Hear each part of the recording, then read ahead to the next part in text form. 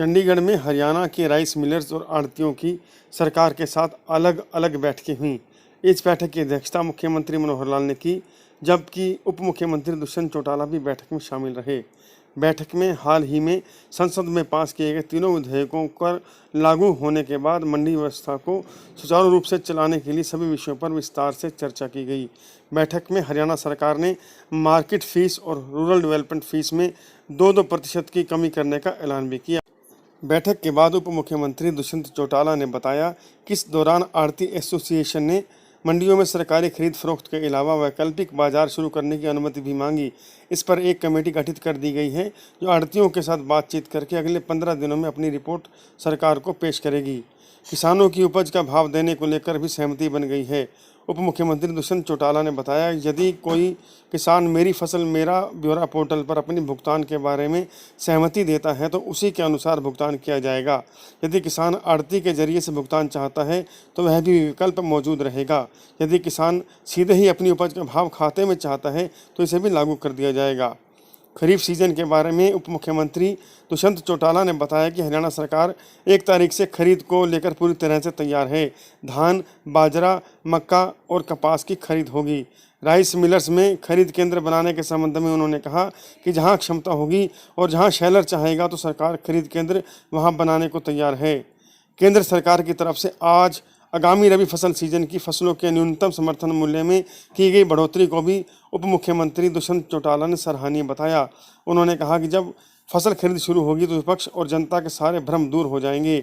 साथ ही उन लोगों की पोल भी खुल जाएगी जिन्होंने अपनी सरकार में इसी तरह की सिफारिशें की थी, लेकिन आज बीजेपी सरकार के प्रयासों का विरोध कर रहे हैं। कभी हुआ है आपके साथ ऐसा कि भूख ना हो फिर भी खाने को मन चाहे? होगा, ऐसा भी होगा जब रसोई से नैनो बासमती राइस की खुशबू आप तक पहुंचेगी। नैनो बासमती राइस सिर्फ राइस नहीं, अपना राइस।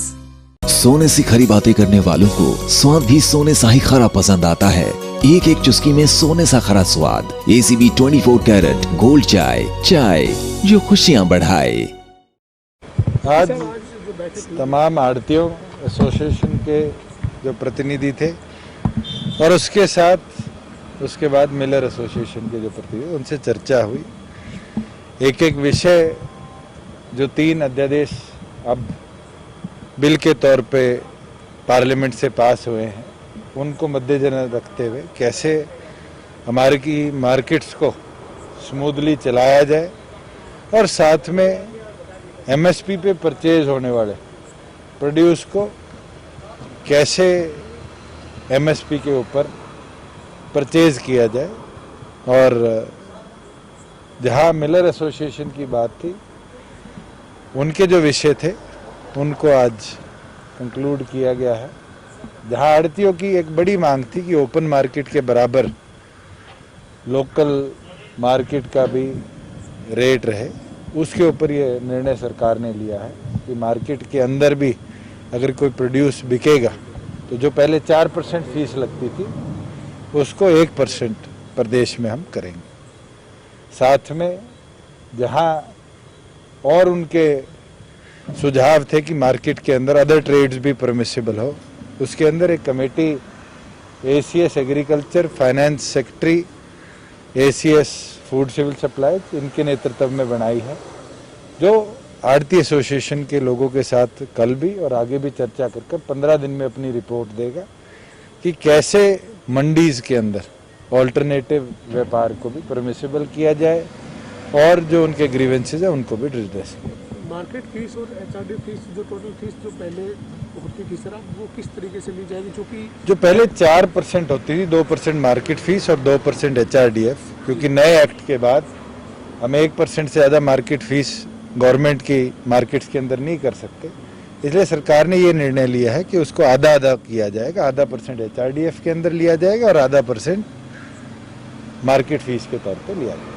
तो जो मोड ऑफ पेमेंट था सर, जैसे पिछली बार आपने किसानों को पेमेंट देने के लिए जो वो उनका तमाम आढ़तियों की भी सहमति है कि पिछली बार जैसे गेहूं के अंदर पेमेंट हुई थी कि किसान के खाते के अंदर राउट करी जाएगी, इस बार ये भी सहमति बनी है कि अगर कोई किसान डायरेक्टली अपने खाते में पेमेंट लेना चाहेगा और वो लिखित में पोर्टल पर ये कहता है कि मेरी पेमेंट मेरे खाते में दीजिए, तो डायरेक्ट उसके ट्रांसफर होगा। अगर वो कहता है आरती के थ्रू ट्रांसफर लेना चाहता हूँ, आरती का कोई बकाया पूरा करना चाहता है, तो वो भी परमिशन है। मेरा फसल मेरा ब्यौरा पे ये ऑप्शन अभी जनरेट होगा सर, पहले से ऑप्शन दे दिया गया है कि अब मैं पेमेंट ऑलरेडी किसानों से पूछा जा चुका है और निरंतर उनको एसएमएस भी भेजे जा रहे हैं कि वो मेरी फसल मेरा ब्यौरा पे इसको अपलोड करे, कि वो अपना मोड ऑफ पेमेंट थ्रू आड़ती चाहते हैं या डायरेक्ट पेमेंट चाहते हैं, उसको अपलोड। तो आप खरीद जो शुरू करनी है आपको सर, उसको लेकर कोई किसी तरीके की दिक्कत नहीं रहेगी? मिलर्स हमने क्या मिलर्स में खरीद होगी? केंद्र सरकार को लिखा था कि 25 तारीख से खरीद की